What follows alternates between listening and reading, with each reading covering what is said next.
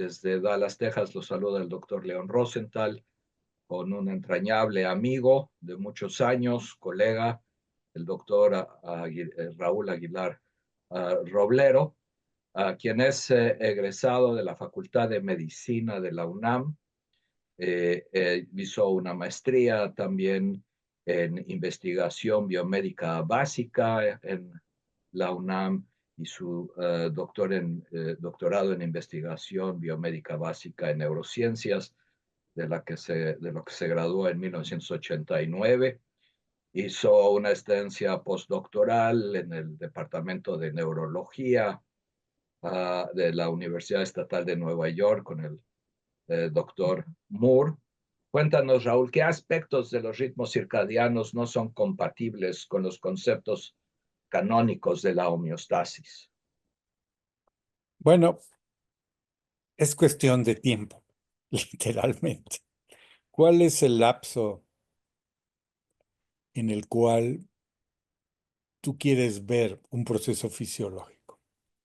Y en un lapso muy corto, dijéramos minutos, segundos, inclusive pocas horas, pues podemos ver que los preceptos de Canon siguen persistiendo. Las funciones fisiológicas tienden a mantenerse constantes o más o menos constantes en ese intervalo. Sin embargo, si tú alargas el lapso que estás observando un proceso fisiológico, te vas a dar cuenta que ya la regulación de los procesos fisiológicos no tiende a un punto estable, sino que presenta subidas y bajadas, que son muy predecibles y que se repiten dependiendo del proceso a diferentes frecuencias. La más evidente para nosotros es la de 24 horas el día, que es la duración de un día, por lo menos en la Tierra. Y entonces repetimos nuestras funciones cada 24 horas. Y el cambio entre los niveles de regulación es ya incompatible con la idea de un proceso que trate de mantener sin variaciones los parámetros fisiológicos. Entonces, en un lapso de tiempo muy breve, la homeostasis definitivamente es importante. Pero si amplías el lapso que quieres estudiar la fisiología, te vas a dar cuenta que prácticamente todos los procesos fisiológicos tienen estas variaciones. Algunas, todas o la gran mayoría son circadianas, es decir, varían cada 24 horas. Otras varían cada 12 horas. Y Son, como lo comentaba inicialmente el doctor Moore, con el que obviamente has colaborado en el pasado, el reloj de este ritmo circadiano está en el núcleo supraquiasmático. ¿Y cuáles son los elementos que definen al núcleo supraquiasmático como el marcapaso central? bueno, antes de que los investigadores de ritmos circadianos o de ritmos biológicos se dieran a la tarea de buscar dónde estaban los sitios que regulaban en los organismos eh, esta función, es decir, y a estos sitios de regulación les llamaron relojes porque permitían de alguna manera medir el tiempo. Antes de que empezaran a buscar relojes orgánicos o biológicos, definieron una serie de criterios para poder llamar a una estructura o a un proceso un reloj biológico. Y la única estructura orgánica que ha cumplido estas características, estructura me refiero a un grupo celular interrelacionado, ha sido en los mamíferos el núcleo supraquiasmático. Y estos criterios son que si tú de alguna manera remueves ese grupo de células del organismo en estudio, los ritmos deben de desaparecer. Y si lo vuelves a insertar de alguna manera en el organismo, los ritmos reaparecen. Y además, si tú estimulas eléctrica o químicamente ese grupo celular, puedes cambiar la hora o técnicamente se llama la fase del reloj. Eh, Existen otros que no voy a entrar ahorita en detalle, pero esos son los tres más importantes. Moore fue el primer investigador en destruir el núcleo supraquiasmático y ver que se perdían los ritmos circadianos. Fueron él y otro grupo de investigadores independientes dirigidos por el doctor Zucker de una universidad de California, no recuerdo cuál, Zucker y Stefan. Eh, y Moore, el grupo de Moore y el grupo de Zucker fueron los primeros que lesionaron el núcleo supraquiasmático prácticamente al mismo tiempo y vieron que desaparecían los ritmos. Posteriormente, cuando se logró aislar en pedazos del cerebro, en rebanadas mantenidas in vitro, se vio que las células del núcleo supraquiasmático seguían presentando oscilaciones en la actividad eléctrica o en la actividad metabólica, eh, medida de diversas formas. Y eventualmente, a principios de los 80, se empezó a trasplantar o a injertar más bien eh, porciones del sistema nervioso fetal a cerebros adultos y se empezó a buscar si tenían alguna función.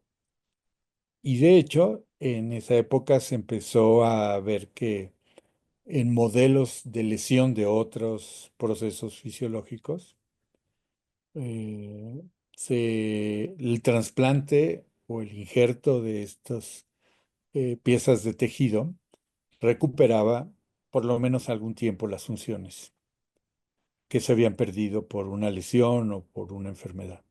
Estoy hablando de modelos animales. ¿Cuál es la consecuencia de la ausencia de ritmos circadianos? Tú, obviamente, lo apreciamos importantemente, pero creo que es importante establecerlo porque ha Sí, sido tan difícil integrar este aspecto en la práctica clínica que creo sí, vale bien enfatizar por qué es importante esto. lo que ocurre es que estas variaciones de cada día, estas variaciones circadianas, dejan de ocurrir y entonces estamos en una expresión más o menos homeostática. Y digo más o menos porque las funciones varían, pero varían a muy alta frecuencia. Sin embargo, si calculamos la intensidad, voy a llamar, de la función a lo largo de 24 horas, no se afecta por el hecho de haber perdido la ritmicidad. Vamos a poner el caso del sueño. Se han hecho experimentos lesionando el supraquiasmático y viendo cómo se afecta el tiempo total de sueño, el tiempo de sueño lento, el tiempo de sueño MOR y por supuesto el tiempo de vigilia. Y aunque se pierda su ritmicidad circadiana, el tiempo total de sueño en 24 horas sigue siendo similar. El tiempo del sueño MOR y del sueño lento se mantiene constante. Lo único que se pierde son esas subidas y bajadas. El aumento de sueño de ondas lentas al inicio de la noche y el aumento, hablando de humanos, pero en realidad esto se hace en modelos animales. Entonces, estrictamente es aumento de sueño lento al inicio del día y el aumento del sueño de movimientos oculares rápidos hacia el final del día. Entonces, eh, cuando se lesiona el supraquiasmático, estas variaciones en la cantidad de sueño humor y de sueño lento no se observan a lo largo de la noche. Y bueno, los animales experimentales que más se ha hecho, que son roedores, en realidad son policíclicos. Y entonces esta gran variación día-noche se observa nuevamente sumando lo que ocurre durante la oscuridad y durante la luz. Pero en realidad ocurren muchos ciclos, muchos ciclos sueño-vigilia en estos animales. Entonces, ese es el efecto de lesional supraquiasmático sobre las funciones fisiológicas en cuanto a la ingestión de agua, la ingestión de alimento, todas las funciones que se han probado. La locomoción es la más frecuentemente valorada. Todas nos manifiestan que el núcleo supraquiasmático no regula la función en sí, sino solamente cuando ocurre a lo largo del día. Es como decirte que la cafetera, el reloj de tu cafetera, que puedes programarlo a que tenga el café listo cuando tú habitualmente te despiertas, ya sea de motu propio o por un despertador, pues lo puedes programar para que esté listo y fresco justo cuando te levantas. Si quitas el reloj de tu cafetera, la cafetera sigue funcionando igual, pero ahora lo tienes que prender y apagar tú. Esa sería una analogía, creo que Y comunica. yendo más próximamente con, con la investigación de Robash y Young en 2017, que demostró que ellos habían estudiado y descubierto los mecanismos moleculares que controlan el ritmo circadiano.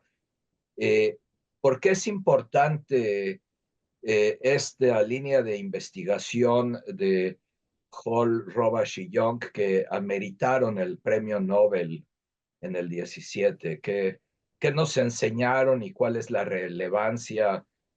Quizás enfatizando los aspectos clínicos, si puedes especular al respecto de ellos.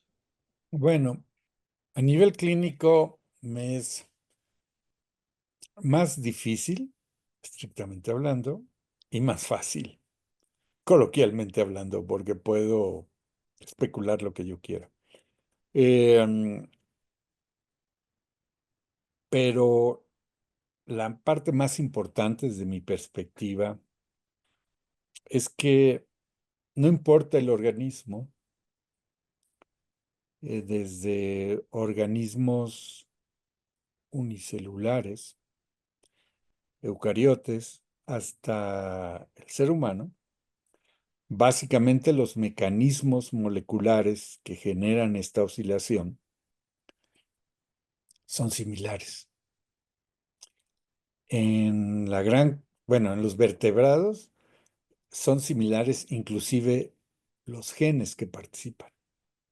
Son tres familias de genes que participan se mantienen a lo largo de la filogenia.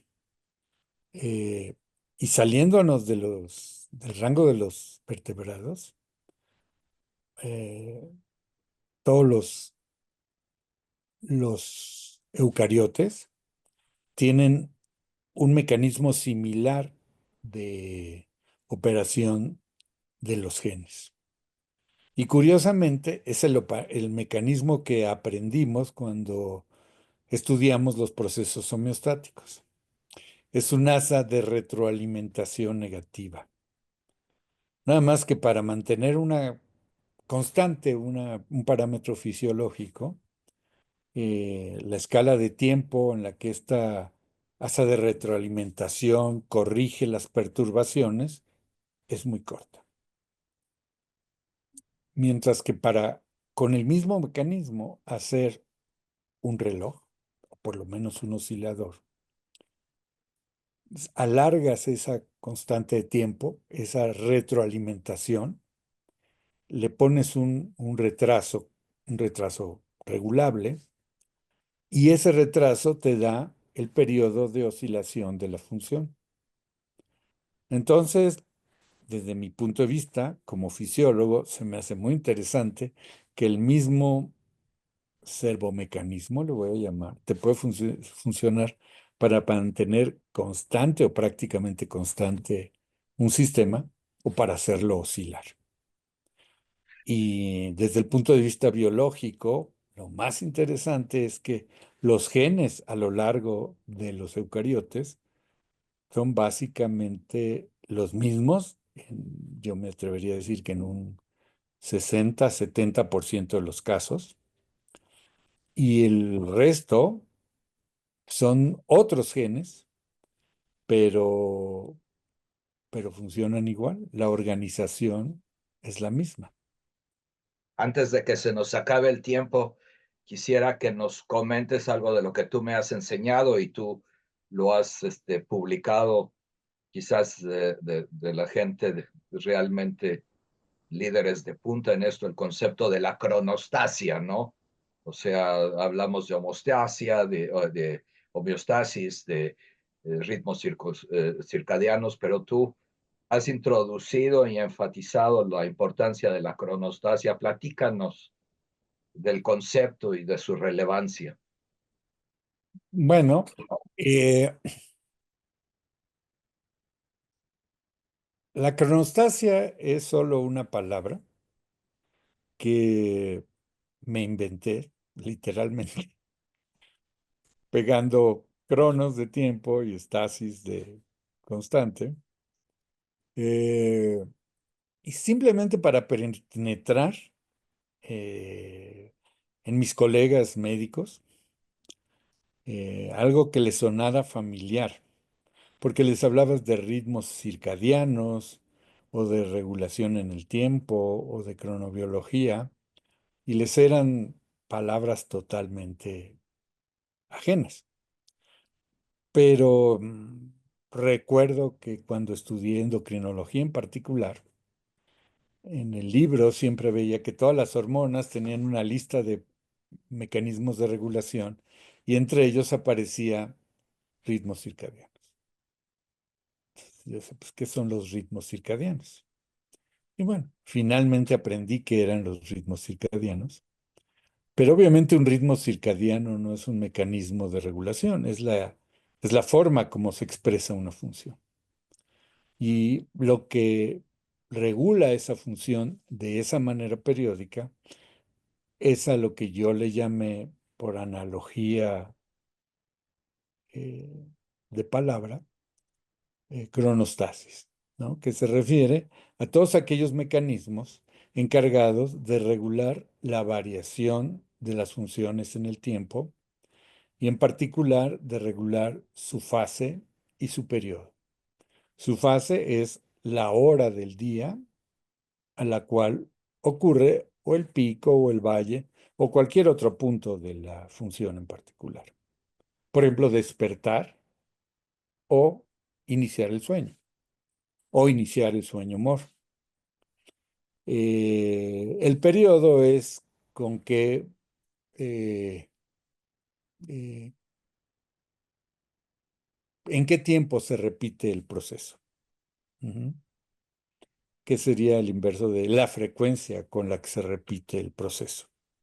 Un proceso circadiano se repite cada 24 horas o cerca de 24 horas.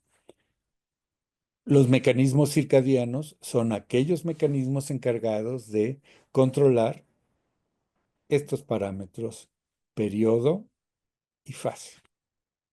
Y cuando tú agregas esos parámetros a cualquier función fisiológica, se enriquece mucho la regulación de esa función.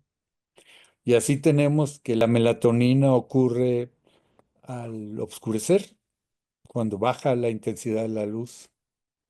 Y otras hormonas ocurren en diferentes fases. La hormona de crecimiento ocurre asociada al primer ciclo de sueño de movimientos oculares, perdón, de sueño de ondas lentas y así sucesivamente. Entonces ahí tienes parámetros que en realidad, si no aceptamos estos mecanismos cronostáticos, no tendríamos forma de estudiarlos. Pero Y- además conlleva una consecuencia de que puede, no lo determina, pero de cierta manera modifica la manifestación de los procesos homeostáticos. ¿No sería ese el caso que Bueno, nos claro, permita entender la cronostasia y su importancia? claro, desde el punto de vista de mecanismo, la cronostasia, o como yo me imagino los mecanismos homeostáticos, lo que hacen es operar sobre el punto de regulación o set point de un sistema regulado en forma homeostática y se lo va cambiando a lo largo del día y de una manera periódica. Entonces, permite que ese punto de regulación, el parámetro fisiológico de la hormona de crecimiento se mantenga bajo, que no se secrete mucha hormona durante el día y solo en el momento que el sujeto inicia su sueño empiece a aumentar la secreción de la hormona de crecimiento. Eso ocurre porque esta hormona tiene un punto de regulación y ese punto de regulación trata de mantener ese valor del parámetro fisiológico dentro de un rango específico. Y la cronostasia precisamente va moviendo ese punto de regulación.